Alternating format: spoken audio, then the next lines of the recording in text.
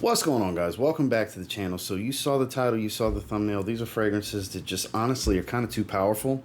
They're affordable. They all have phenomenal longevity on my skin. They all project harder than they really need to with great sillage, and that goes across the board. So I won't be touching on performance on each one. Just know that for me, every single one of these 10 fragrances is kind of way stronger than I need them to be, which I know is what a lot of you are looking for. Way stronger than you actually need it to be. Right? So there's links for all of these down below. If you're interested in checking them out, let's just dive into them. Stay tuned.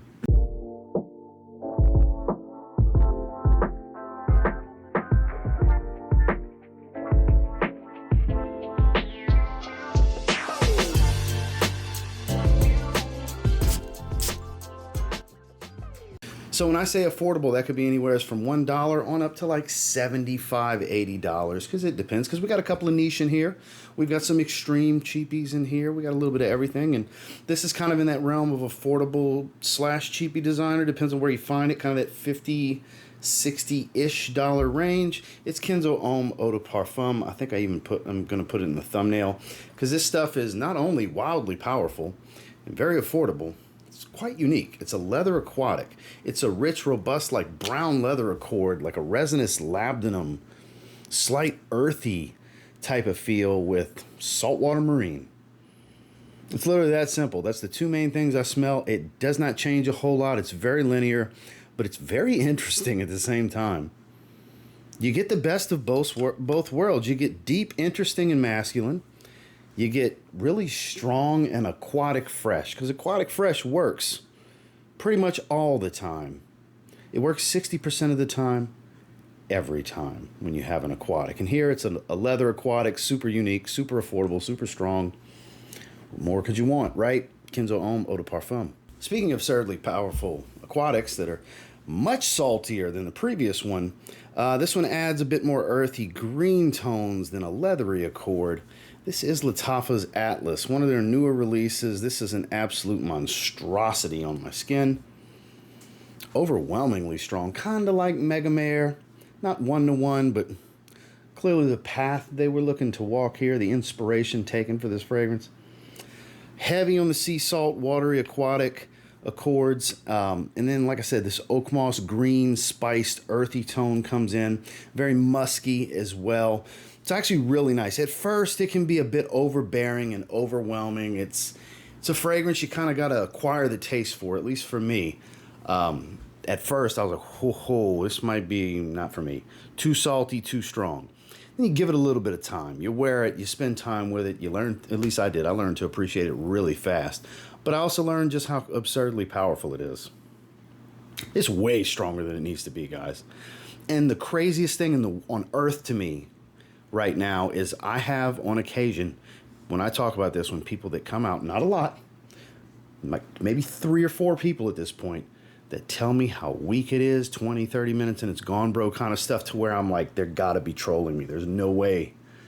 There's no way. Because almost everybody else has the same experience I have, where it's like, if you spray this in your closet, somebody said they sprayed it on a jacket or something, put it in their closet 2 weeks later, it still smelled like it. Yeah, I believe it. This stuff's crazy. This is way more powerful than it needs to be. If you're looking for that hair singeing type of performance, this is a serious monster right here. Spray with caution, you heavy sprayers. This is the one to spray with caution. If you're spraying this one heavy, I bet you're one of those 3 or 4 people that said it 20 or 30 minutes and it's gone because you overwhelmed your nose. And you can't smell it, but your neighbors at the, next block down can. Crazy strong aquatic right here. It's Lattafa Atlas. Now this one's on the upper end of where I would consider affordable. It's like in that $70 to $80 range, but it's just so much better than the great affordable option. Lattafa Fakar Gold, it's solid. But every time I talk about that, I talk about just save up and get the real deal, because 1 Million Parfum, this is my favorite 1 Million. And they put a lot of really good flankers out in the 1 Million line. A lot. The newest one, is it gold or midnight gold? Whatever. I have a decant of it. Shout out to my buddy Randy. It's very woodsy and kind of basic. Cheap cedar. Kind of basic. They finally let me down and disappointed me with a flanker, because they've been on a run ever since this one came out. Really, all of them have been great, honestly. The entire line. Even the cologne flanker that most people don't like, I like. But 1 Million Parfum, hands down my favorite. Crazy strong, one of the most powerful ones in longevity. Sillage, projection, the whole nine. It's got that bubblegummy, spiced kind of sweetness, playfulness to it. And this tuberose solar note combination that gives it kind of this sunscreen beachy kind of feel. For as strong as this is, as sweet of a fragrance as it is, I actually like wearing it this time of year in the summer. This is my jam. I know not everybody's a fan of it, but checks all the boxes on why it needs to be in this video, because it is kind of too strong for what the profile is, but I'm a sucker for it. What can I say? Paco Rabanne's 1 Million Parfum. One of the more interesting standalone tobacco fragrances I've ever smelled. Super affordable. It's like 35 bucks, something like that for a 16 ml. Like I said, there's links to everything down below. I would encourage sampling this. Honey, chocolatey patchouli tobacco. Authenticity Perfumes Tobacco Boss. This stuff, absolute monster. You don't need a lot of sprays. I've had this one for years and managed to put that much of a dent in it, which for me, it's pretty sizable these days. The only fragrance, oh God, this is so good. So strong too, it like punched me in the nose when I sniffed the atomizer. What I was going to say before I got blindsided by Tobacco Boss, aside from Seraphine Blue, nothing gets crazy dense like Seraphine Blue. This is standard, like I wear it for what would be considered to be a good amount for me in my ridiculously oversized collection. This really is one of their best releases ever. Cool weather only, though. I would not encourage wearing this in the heat. It's very thick. Again, it's extremely chocolatey tobacco smelling, and I don't know if it's the tobacco oil that was used or the patchouli. I think it's the patchouli oil here, because it smells like a chocolatey patchouli, like super, like Amen, Mugler Amen chocolatey kind of patchouli, even more chocolatey than that, with honey to thicken it up. It's almost like Hershey's syrup with tobacco. Think about that. Makes it very delicious and gourmand-like, and it's absurd. The performance is way more than it needs to be. It's very loud. This is a 2-spray fragrance that will get you noticed and last pretty much until you take a shower. Whether that's 8, 9, 10, 11, 12, on up 16-ish hours, because it's 50% oil concentration. It's way stronger than it needs to be, which is what a lot of you are looking for, right? Like I said in the intro, way stronger than it needs to be, affordable, unique. It's good stuff. Authenticity's Tobacco Boss. I don't want to hear a single person ask me about a batch code. This is one of those fragrances. I don't care. This bottle's really like crazy strong on me. It's Afnan Supremacy, not only intense. Blackcurrant, Oak Moss Bomb, Aventus-esque, Hachivat-esque. Really its own thing. So good. So masculine, too. It's a man's man type of profile. There's fruitiness, there's citrus, but it's mainly blackcurrants, dark and tart to the fruitiness here. It's got that lip-smacking type of tartness. And then the oak moss here gives it a little bit of smokiness with that dark fruity tone. Comes across like it could be, but it's really this like very earthy green spiciness that the oak moss provides. This is way more chypre than Aventus could ever hope to be, and on par with the level of oak moss, maybe even more than actual Hachivat. Very much a hybrid blend inspired kind of fragrance, but a clone of nothing. I stand firmly on that. It's a clone of nothing. It's got elements of both of those fragrances that I speak of, but it's not a high percentage of either of them. But there's a noticeable percentage of each of them, which makes it awesome, in my opinion. Like, there's familiarity, there's something to relate to that maybe is very enjoyable that you've smelled before, but kind of its own thing, and ridiculously powerful and super cheap. You can get this for like 40 bucks. Kind of hard to beat. Afnan Supremacy, not only intense. Now, this is on the upper end of the price range again, just like 1 Million Parfum was. I had to put one of my favorite Manceras in here that, for what the profile is, it's actually too powerful. That was the requirements for the Mancera I wanted to put in this video. This Mancera So Blue. Very unpopular. Why? Because it's rose-based. It's an aquatic rose. It's very powdery. And it's very potent. It's powdery, aquatic, citrus rose. Think about that. Definitely leans feminine. This all day and then some. Overwhelming, easy on the sprays. But it's fruity. It's very citric. It's extremely freshwater aquatic. It's not a saltwater type of smell. It's fresh water. with a it's got to be Turkish rose. I don't remember if they actually listed as Turkish rose, but it's rose dominant. It's centrally focused around a rose note that gets a little creamy, but very powdery fresh. Because it's a super fresh fragrance. This, even though it's crazy strong and powdery, I would still say rock this one in the summer. Just be easy on the sprays because that's when I wear it. This is one of my 10 favorite Manceras in my 40 bottle collection of Manceras. It gets no love. And that's why it was the obvious choice to put in this video, because it is too powerful. For what the profile is for me, I think it's too powerful. That's the point of this video. I think for me, they're too powerful for their profiles. So I'm very, very, very modest with the sprays because of it. But, you know, like I said many times in this video, you guys are looking for stuff like that. If it's way too strong for me, it's probably perfect for you. So if anything about this sounds interesting, please sample this fragrance. More people need to try this. I can't be the only one that enjoys this. Still in production. It's been around for like 13 years or so. I want to say it came out like maybe 2011, 2012, something like that. It's good stuff. It's Mancera So Blue.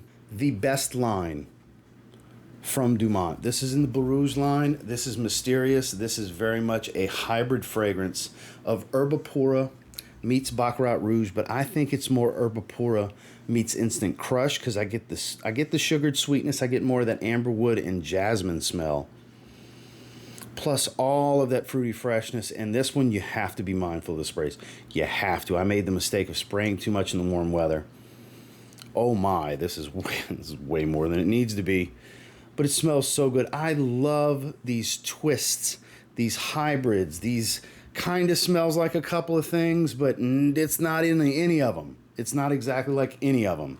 It takes elements of different things and creates something new. And that's what happened here with Borouj Mysterious from Dumont. The bottle's great. The atomizer's great. The quality is actually really good. It's right around 50 bucks before any discounts. It's one of the best from Dumont. This line in particular is phenomenal. But I had to pick out the one that I think is just too powerful in this line. Because the other ones are really strong in this line too. All of them are. But I think for the profile, for being fresh and fruity and sweet and everything, this one's actually too strong. But that makes it good, right? Dumont's Borouj Mysterious. This manages to be aquatic and summery breezy without being aquatic or summery breezy. It smells like walking in a garden across the street from the beach because it's very floral, ylang-ylang, rose, fruits, stuff like that. It's Shaghaf pour Homme from Rasasi. I love talking about this one this time of year. So when you smell it, first time, you're probably like, that's not a summer fragrance. That's too heavy. That's too strong. It's powdery. It's fruity. Very floral.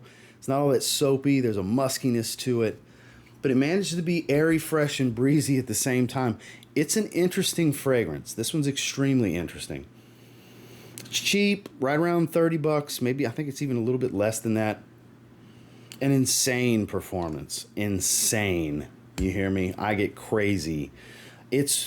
I really think if you were to cut the longevity in half, because this is 12 plus hours on my skin, not necessarily to 6 hours, but fall in that 6 to 8 hour range and lighten this fragrance up just a little bit, like take it down about 20-25% of strength, it would be perfect because it would still be like almost a beast. And it would increase the wearability because it's just so strong that you got to be so light with the sprays. Like even in cooler weather, if you want something on the fresher side, you have to be light with the sprays with this one. It's just too powerful. It's Rasasi's Shaghaf pour Homme. We've talked about the coffee flanker recently. I think this one's a little bit more powerful than the actual coffee flanker, though. This is, and of course the cap popped off because my collar is jacked up. This is Lattafa Khamrah. See how it's jacked up? The collar is actually stuck inside the cap. So that's why there's that. Boy, but it's sweet and strong. I get this coconut kind of smell. I always have from it. Super sweet. Not as spicy and boozy as something like Angel Share. Like you can tell there's a little bit of inspiration here, but it's not Angel Share. It doesn't have all that booze and cinnamon. It's got some benzoin that gives a little bit of a boozy, ambery kind of tone to it. But this is mega sweet. Like I said, I get a little bit of coconut that they don't even list. Sugared, crazy strong. Cold weather only. 4 sprays is impressive the way this thing performs. I always typically do 3 to 4 sprays of this one. It's nuts. It's bananas. It's bonkers. Pick a crazy word to describe its performance. That's been my experience with Lattafa Khamrah. I do think, from a scent profile standpoint, the coffee flanker, Khamrah is superior. But from a performance standpoint and just being too much, the original is the one that's too much. It's Lattafa Khamrah. Last but not least, I wore this yesterday at the recording of this. I love this fragrance. It's my number 2 from the house. We spoke of one fragrance from this house already. It's a different line, though. It's from Dumont Nitro Red. It kind of is too strong for what it is. It doesn't need to be this disrespectful to my nose. I did 5 sprays yesterday, and I ended up going nose blind because it overwhelmed me. It did. It was a lot. 5 sprays is a lot on this one for me.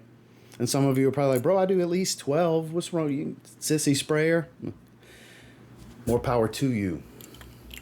No thanks. I get overwhelmed at 5 sprays with this one. It's crazy. And then I overwhelmed my nose again last night because clearly I just shaved. Dior Sauvage Aftershave Splash, which the wife loved. She wanted to, now that I think about it, she wanted me to relay to you guys, to anybody that hates Dior Sauvage. She said, good, that's more for me to wear, for her to smell. So you guys can just stop liking Dior Sauvage. She loves it. She absolutely loves it. That's her favorite Sauvage, is the Aftershave Splash, even more so than the EDT. That's why I wear it all the time. But FYI, fun fact kind of thing, speaking of, because I overwhelmed my nose a lot yesterday. I wore this during the day. Dior Sauvage Aftershave Splash in the evening. My nose took a beating to synthetics yesterday, because this is Watermelon Invictus. This is highly synthetic. It's smoother than Invictus. It's smoother than Hawass. It's not a natural, niche, high-quality luxury smell, but when you compare it to those, it's smoother. Still synthetic. It's just not sharp and scratchy and super chemical smelling. Artificial watermelon smell, like a watermelon Jolly Rancher. Sweet and fruity, aquatic, a little touch of spice, playful, youthful stuff, just absurdly powerful. It's so strong and synthetic. Just destroys my nose. But I love it.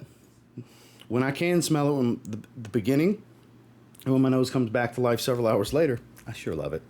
But it's too strong. It's Dumont Nitro Red. Well, that's the 10 that I have for you guys today. And until next time, do me a real quick favor. Go ahead and like, comment, subscribe, because I do appreciate all the feedback and I love hearing from you guys.